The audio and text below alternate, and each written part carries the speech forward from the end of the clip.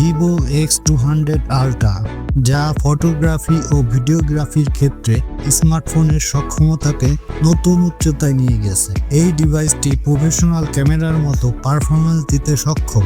200 মেগাপিক্সেলের main camera, 50 মেগাপিক্সেলের ultra wide, 50 মেগাপিক্সেলের টেলিফটো ও ফ্রন্ট এ 50 মেগাপিক্সেলের সেলফি ক্যামেরা রয়েছে।